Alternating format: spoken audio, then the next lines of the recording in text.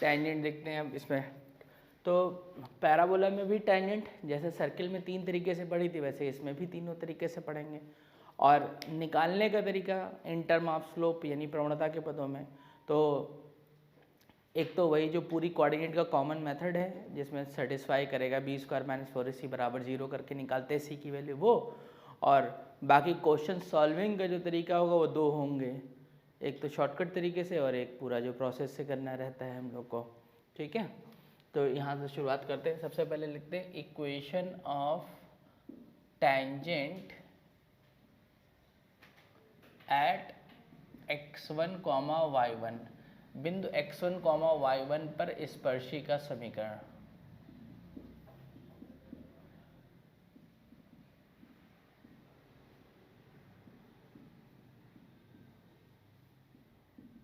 ये तो इसके लिए कोई नया मेथड नहीं होगा, सीधे वही y स्क्वायर बदल जाएगा y1 में और x बदल जाएगा x प्लस x1/2 में।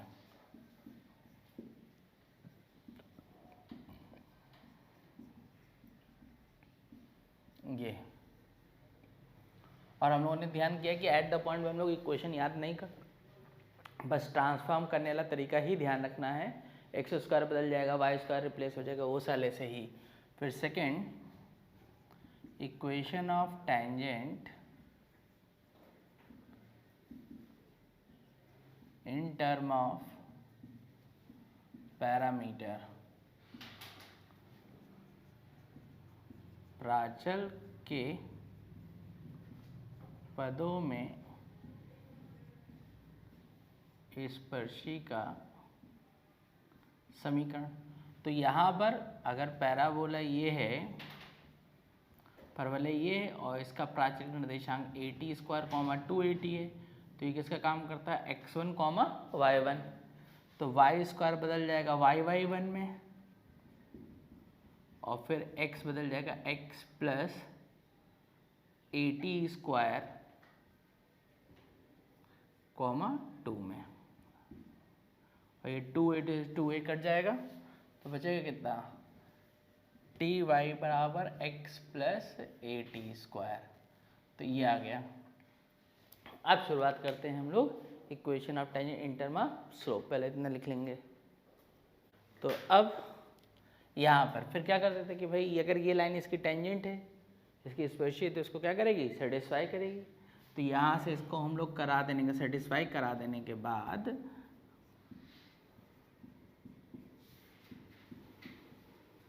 यहाँ से x में क्वाड्रेटिक इक्वेशन बन जाती थी और प्लस कांस्टेंट टर्म बराबर 0, और क्वाड्रेटिक इक्वेशन बन जाने के बाद बी स्क्वायर माइनस 4ac बराबर क्या कर देते थे हम लोग, 0। और जब बी स्क्वायर माइनस 4ac बराबर 0 कर देंगे तो यहाँ से जो c की वैल्यू आएगी वो a/m आएगी, और ये जो c की वैल्यू होती है इसी का नाम होता है कंडीशन ऑफ टेंजेंसी, यानी कि स्पर्शी होने का प्रतिबंध। और इस c की वैल्यू को इक्वेशन सेकंड में रख देंगे फ्रॉम सेकंड। तो यहाँ पे क्या आ जाएगा, y बराबर mx प्लस a/m। तो ये आ गई equation of tangent in term of slope. अब फिर ये तो ये इस पैराबोला के लिए y स्क्वायर 4x के लिए, तो अलग अलग पैराबोला में कैसे लिखा जाएगा उसके लिए अब हम लोग काम कर लेते हैं, मतलब अलग अलग परवलय में कैसे लिखेंगे, तो इतना नोट कर लेते पहले। तो ये है equation of tangent in term of slope. दूसरे वाले में क्या हुआ, x और y आपस में बदल जाते हैं, तो x बदल गया y से, y बदल गया किसे, x से, और माइनस वाले में हमने बताया कि a बदलता है किसे, माइनस a से। और फिर सेम इसी तरीके से अब फिफ्थ वाले में y बदला y माइनस बीटा से, x बदला किससे, x माइनस अल्फा से, तो ऐसे लिख गया। अच्छा, अब यहाँ से एक चीज़ और हम लोग को ध्यान देनी होती है,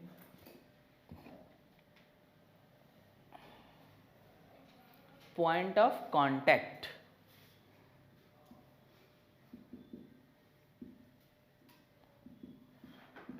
यानी कि स्पर्श बिंदु के निर्देशांक, ये तो स्पर्श बिंदु के निर्देशांक यानी पॉइंट ऑफ कांटेक्ट कैसे निकलेगा वो देख लेते हैं।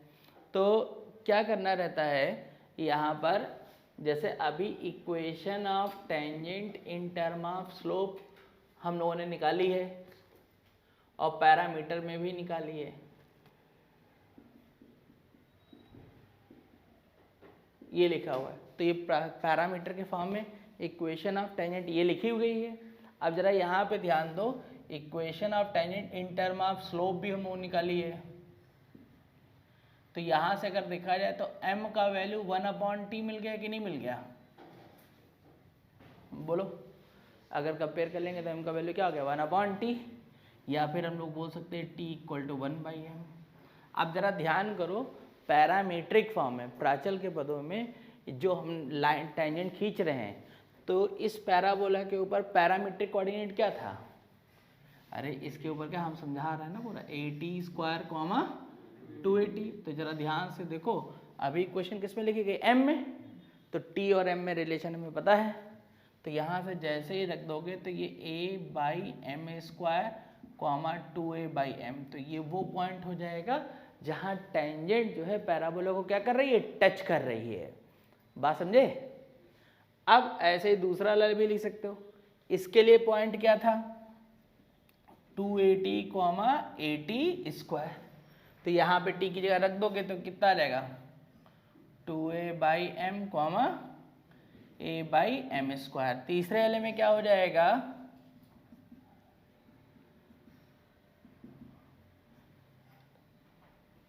ये a बदल गया था -a से, और फोर्थ वाले में ऐसे ही इसमें क्या हो जाएगा, फोर्थ वाले में माइनस ये आ गया, और फिफ्थ वाले में यहाँ पे, अब फिफ्थ वाला कैसे, इसमें y बदला है y-β से, x बदला है किससे, x - α से।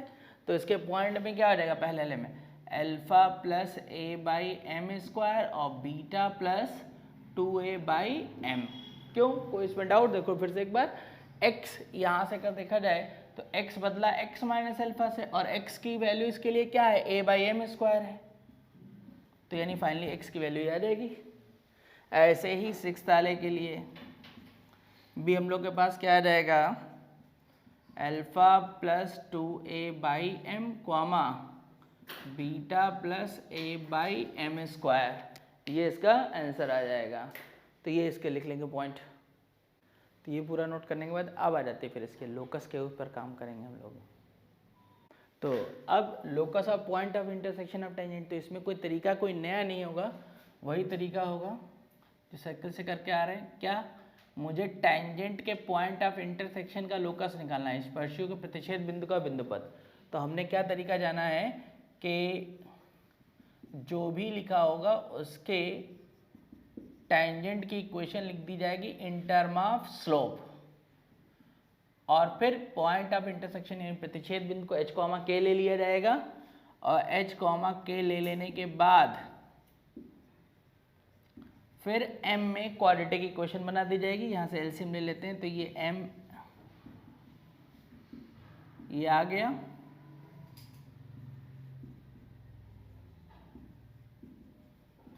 और ये m में क्वाड्रेटिक इक्वेशन, तो m की दो वैल्यू होंगी, एक m1 होगी और एक क्या होगी, m2 होगी। तो m1 + m2,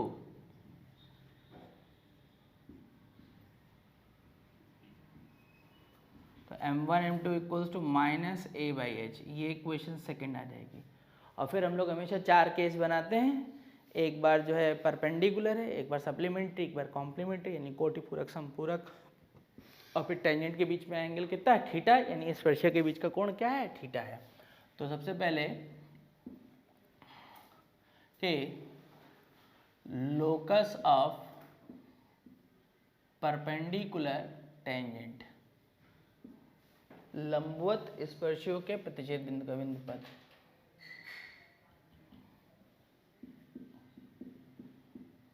लंबवत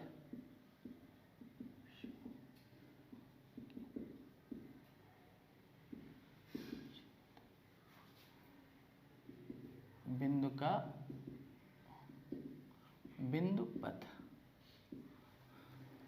तो जैसे हम लोगों ने ये बोला तो तुरंत m1 m2 बराबर क्या आ गया -1, और अब इसकी इक्वेशन सेकंड से वैल्यू रख देंगे,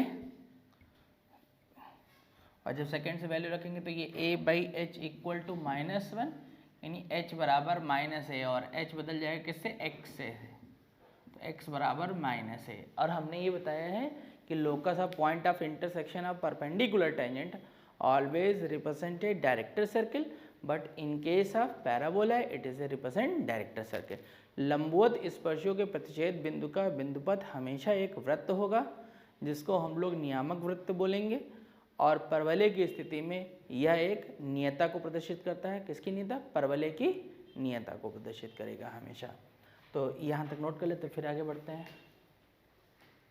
तो अब इसका जब टेंजेंट सप्लीमेंट्री एंगल बनाते हैं, तो अगर टेंजेंट सप्लीमेंट्री एंगल बनाएंगी तो हमने कहा था एक स्लोप जो है m1 tan अल्फा ले लो और दूसरा m2 tan बीटा ले लोगे। तो अगर सप्लीमेंट्री एंगल है तो अल्फा प्लस बीटा बराबर जो हो जाएगा वो 180 हो जाएगा, और फिर हम लोग ये बोल सकते हैं कि अल्फा बराबर पाई माइनस बीटा, tan ले लिया जाएगा इसमें, तो tan,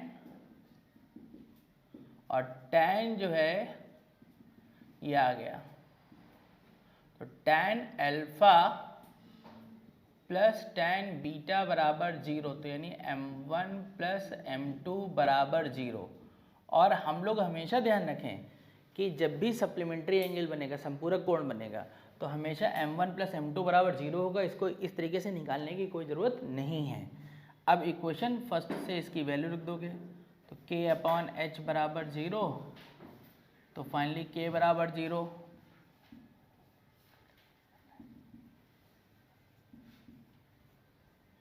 ये आ गया। फिर तीसरा, ऐसे ही अगर टेंजेंट जो है ये भी सप्लीमेंट्री एंगल बनाई है, अब कॉम्प्लीमेंट्री एंगल अगर बना रही हैं,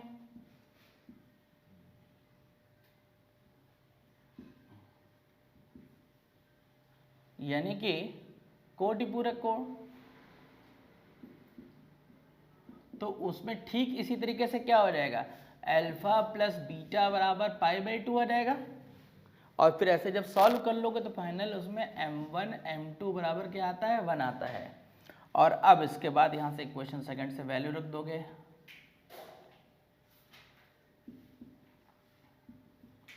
और फिर पुट कर देंगे h बराबर x,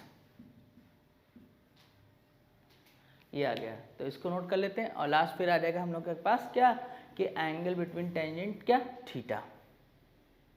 तो यहाँ से ये आ गया, और अब यहाँ से जो है tan थीटा,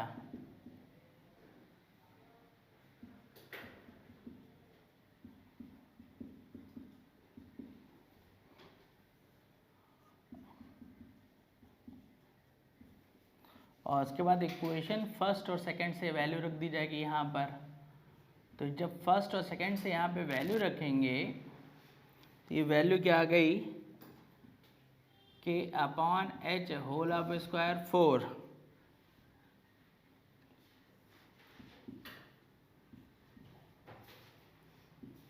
तो यहाँ से tan थीटा बराबर √ओवर k² माइनस 4ah, जब सॉल्व कर लोगे तो ये h प्लस a आ जाएगा।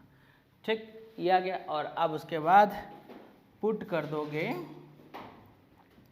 h बराबर x और k बराबर y, और जैसे ये वैल्यू रखी तो यहाँ से हम लोग देख रहे tan थीटा बराबर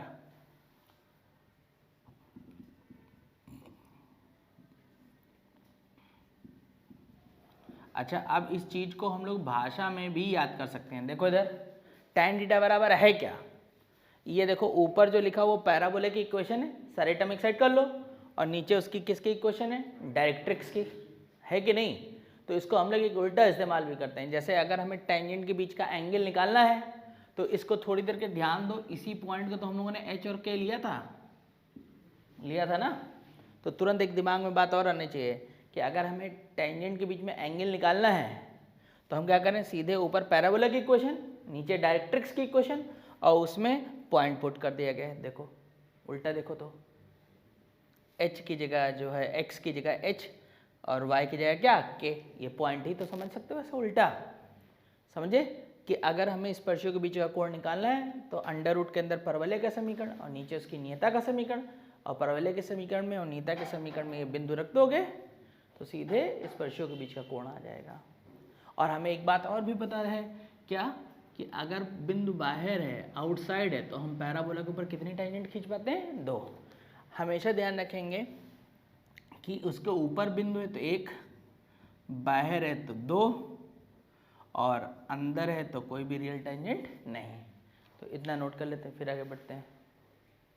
तो देखो क्वेश्चन यहाँ से शुरू करते हैं कि उसने कहा कि k की वैल्यू बताओ जिसके लिए लाइन इस पैराबोला की टेंजेंट है।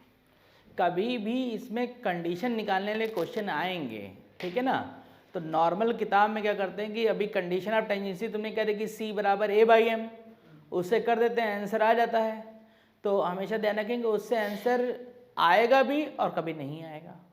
अब कब नहीं आएगा वो अभी हम बाद में बात करेंगे। अभी बस सिर्फ ध्यान रखेंगे कि हम लोगों को करना कैसे है जिससे हमेशा हर स्थिति में आंसर सही है।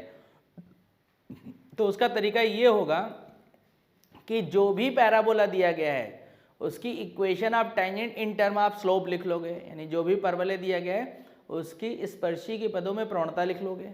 और ठीक जिस तरीके से equation of tangent in term of slope लिखी, ठीक उसी तरीके से दी गई लाइन को भी लिख लोगे। और चूंकि दोनों ही टेंजेंट हैं तो इस केस में दोनों आपस में क्या होनी चाहिए? बराबर। और जैसे ही बात सोचोगे तो तुम्हारा आंसर आना शुरू हो जाएगा। तो यहाँ पर ये पैराबोला दिया गया है तो ये 4a इक्वल टू कितना हो गया? तो ये a की वैल्यू कितनी आ गई? 8। और अब इसकी equation of tangent in term of slope क्या है? प्रवणता के पदों में स्पर्शी का समीकरण ये है कि नहीं है? तो अभी ये पूरी इक्वेशन कैसे लिखी? y के टर्म में। तो हमें इसको भी किस में लिखना पड़ेगा? y के टर्म में। तो यहाँ से ये कितना गया? 3y equal to -2x minus k। तो यानी कि y बराबर -2/3x माइनस k/3। और अब ये दोनों आपस में क्या होनी चाहिए? बराबर। तो m की वैल्यू -2/3 और 8/m बराबर -k/3। और अब यहाँ से m की वैल्यू इसमें रख देंगे जिससे k की वैल्यू आ जाएगी। तो यहाँ से k बराबर -23/m, और अब k की वैल्यू जब रख दोगे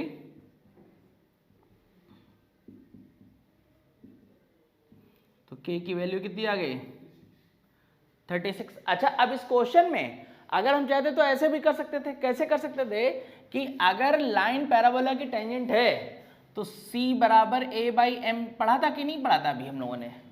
तो a तो यहां से मिल गया। अब इधर जरा ध्यान से देखो,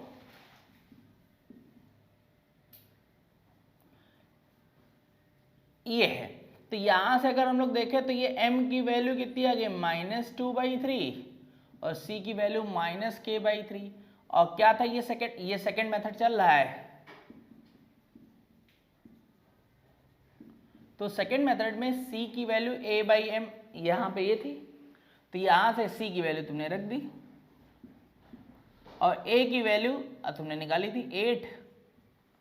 और यहाँ पे देख लो यही तो बन रहा है पूरा। अरे ये बन रहा है कि नहीं बन रहा है? तो यहाँ पे 36 आ गया। तो हम एक बात अभी से बता दे रहे हैं कि इस मेथड से जब भी काम करोगे सेकेंड वाले से, तो याद रखना पैराबोला y² बराबर 4ax का है तो आंसर सही आएगा। लेकिन दूसरा पैराबोला लिख गया तो आंसर सही नहीं आएगा। क्यों नहीं आएगा वो अगले क्वेश्चन में करते, पहले इसको नोट कर लो। इस बार पैराबोला x² बराबर 8y दे दिया गया है, तो यहाँ से देखते हैं तो ये 4a बराबर 8 हो गया, तो a की वैल्यू कितनी आ गई? 2 आ गई। और अभी कैसे बताया था? इसकी equation of tangent in term of slope लिखोगे, ये आ गया। अब यहाँ पर ये जो है x के इक्वल लिखा गया है, ध्यान देंगे x के इक्वल। तो इस लाइन को भी हम लोग कैसे लिखेंगे? x के इक्वल ही लिखेंगे।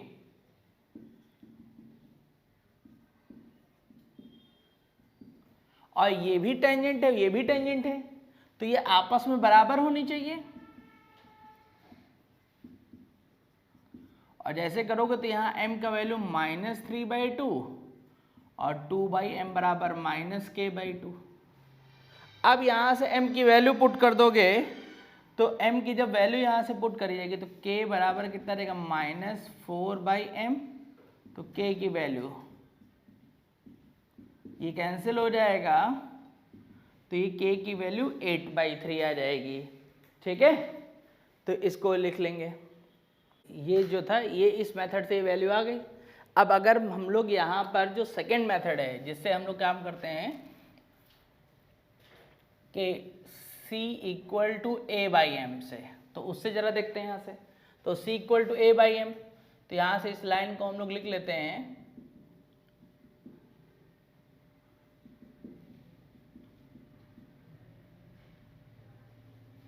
तो यहाँ से m का वैल्यू -2/3 और c का वैल्यू -k/3, तो -k/3 इक्वल टू, और a की वैल्यू तो 2 निकालिए और k की वैल्यू -2/3 है।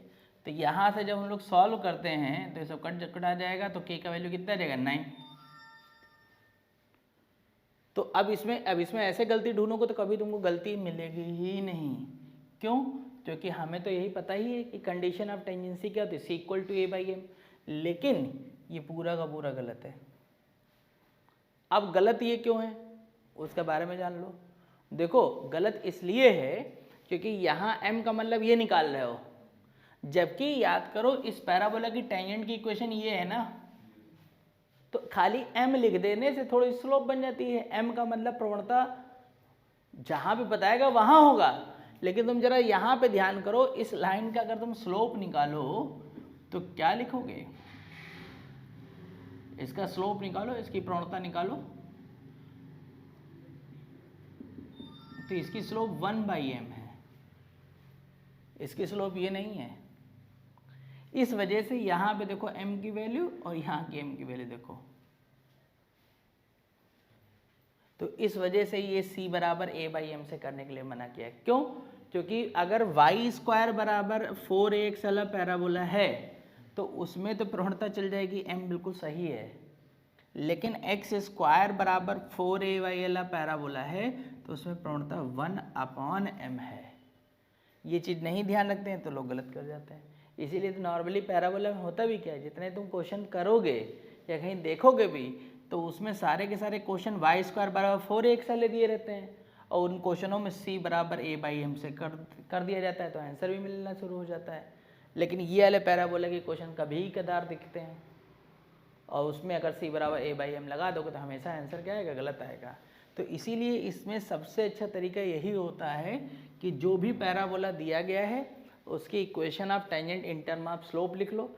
जिस तरीके से ये लिखी गई है उसी तरीके से जो लाइन दी गई उसको लिख लो और तब सॉल्व करो, तो आंसर हमेशा सही है, कोई कन्फ्यूजन नहीं होगा।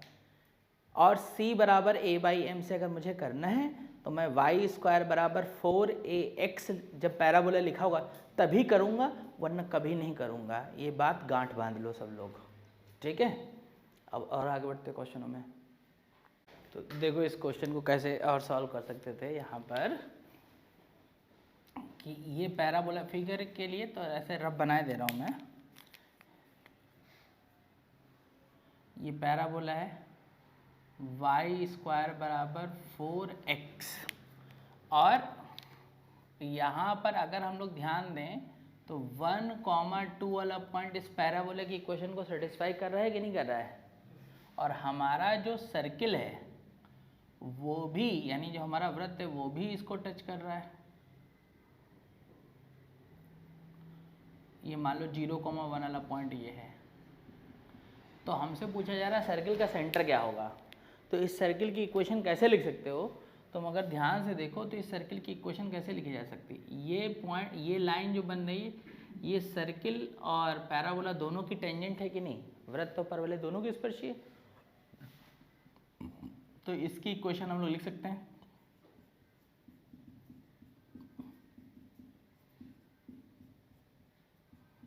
तो ये y = x+1।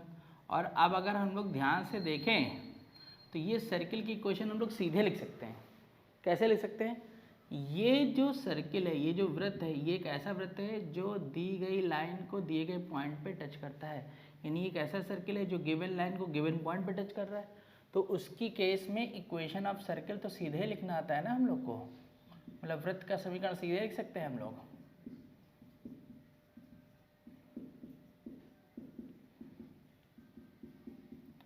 और साथ में अभी कहाँ से जा रहा है 0,1 से, तो 0,1 वाला पॉइंट इसको क्या करेगा, सेटिस्फाई करेगा।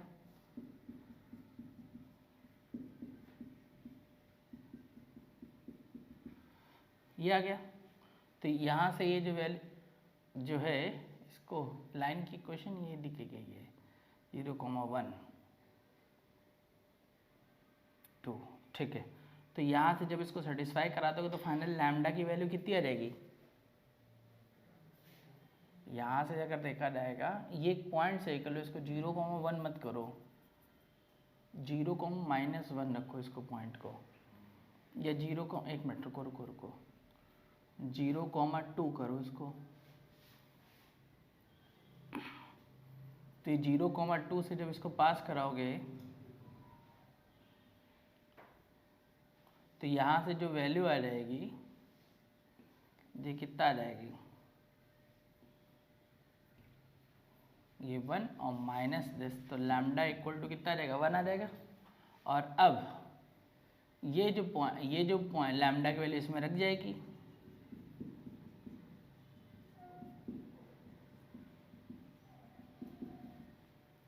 तो यहाँ से इसका आंसर आ जाएगा